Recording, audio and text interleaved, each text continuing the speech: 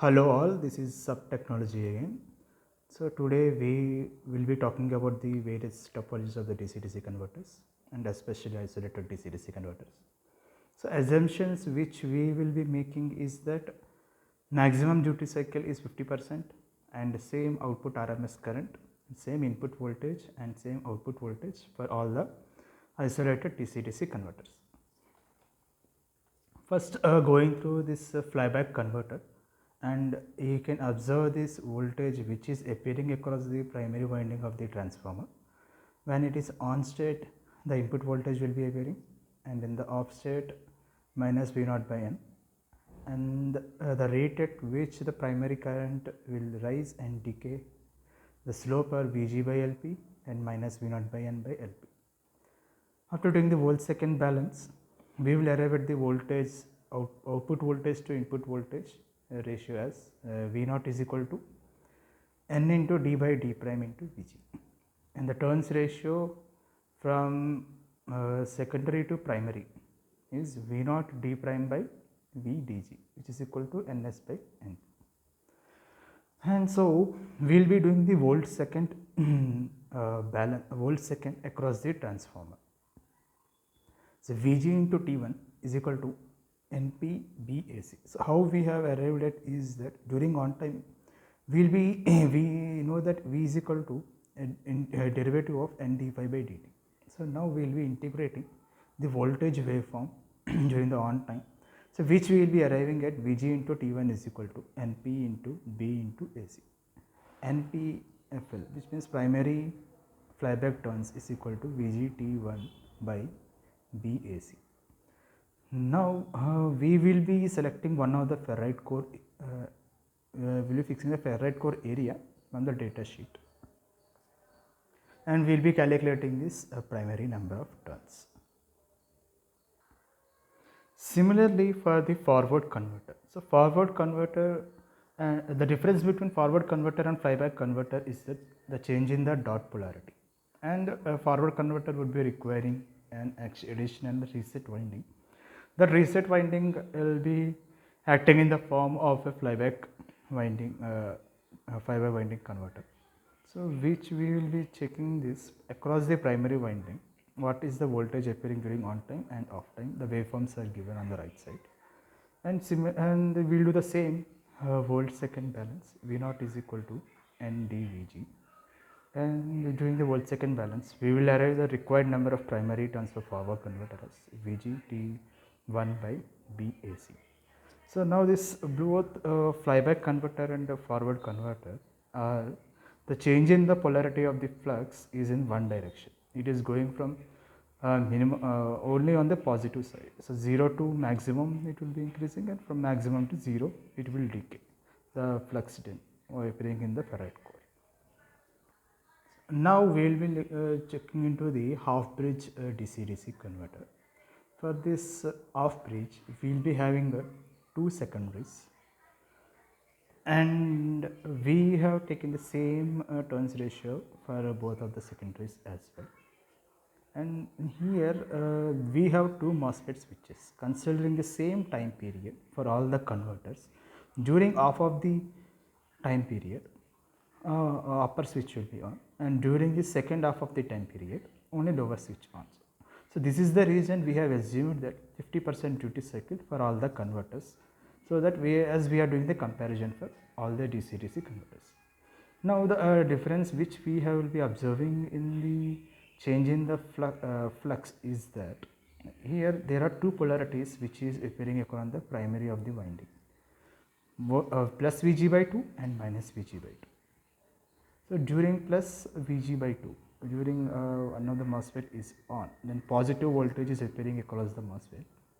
The flux in the ferrite core has to swing from minus phi to plus phi, and during the other half cycle the transformer flux has to swing from plus phi to minus phi. So this is the reason during on time you will be observing that there is two times of actual flux change in this.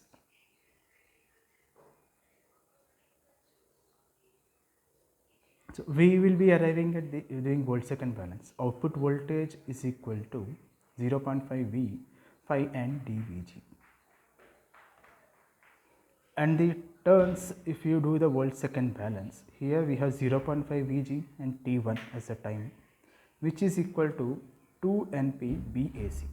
Why we got 2 over here is that there is flux is changing from minus phi to plus phi. So when integrating plus phi minus of it will become 2 times over there. So now calculating for a primary number of terms in the off bridge, which is equal to VGT1 by 4 BAC. So now one more thing is that we have selected the core area same for all the topologies. Now coming to a full bridge converter. The difference between full bridge converter and off bridge converter is that where we have 2 switches and we will be having 4 switches, and across the primary of the winding entire voltage polarity will be appearing, unlike half of the voltage.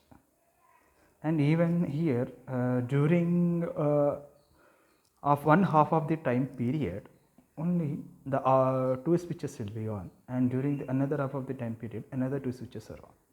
So this is the reason we will assume that 0.5 is the maximum duty cycle with respect to the 1 TS time period.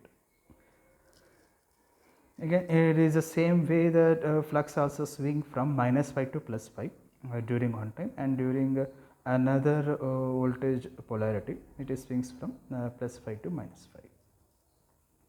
Now output voltage is equal to V0 is equal to N dVg. The difference is between half bridge and full bridge is that we have 0.5 times the half bridge, and full bridge it is N dVg.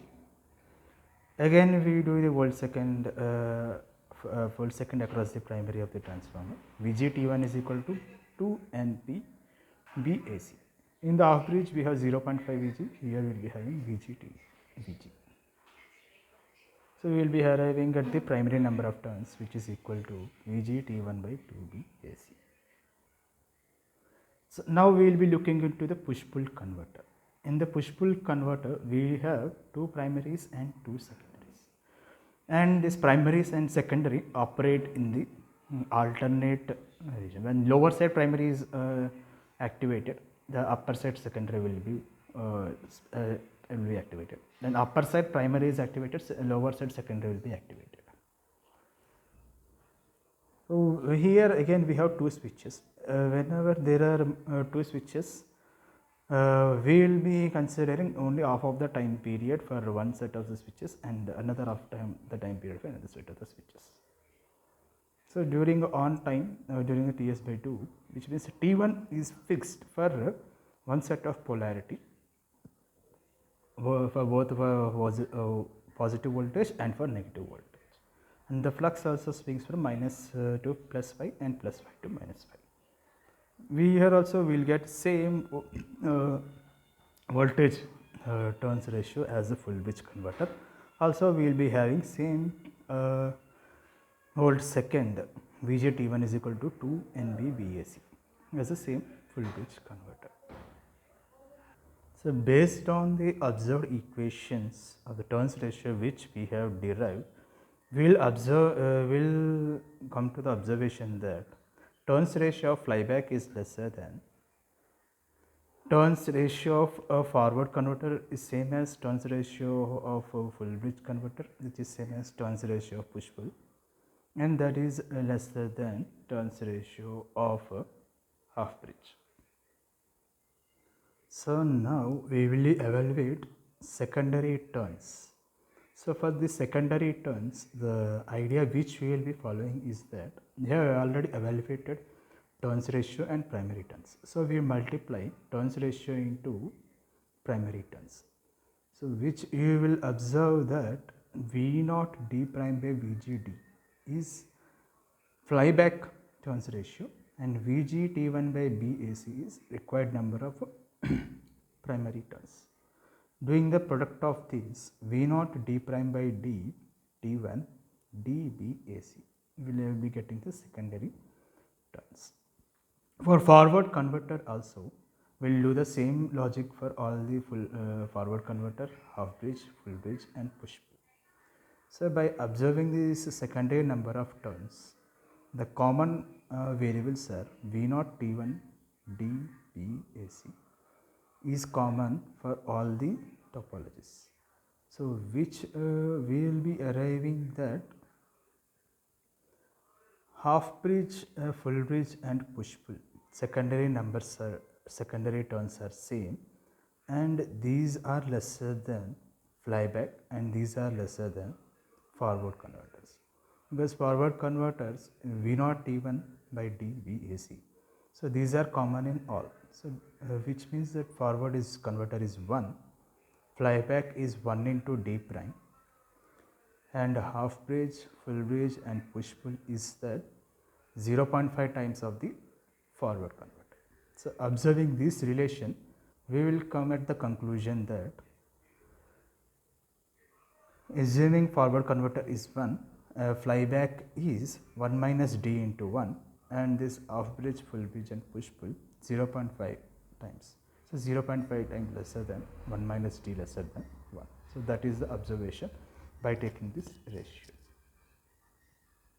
So now we will be evaluating the window area. So for evaluating window area, the idea which we will follow is that same current density for all the converters. So by required primary current divided by current density will give us the required winding conductor area. So I prime by J is winding conductor area into NP, number of required primary turns, and similarly for secondary current divided by current density will give us secondary side winding area for the conductor into secondary number of turns.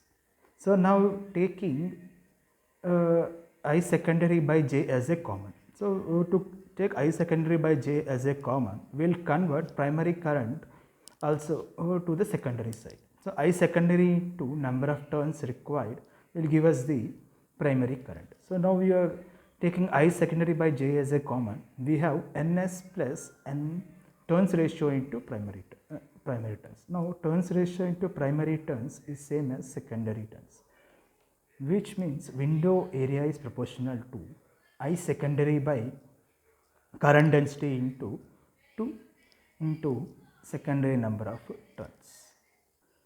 So now for flyback, I secondary by J into 2 into secondary number of turns. For forward converter, I secondary by J into 2 into secondary number of turns.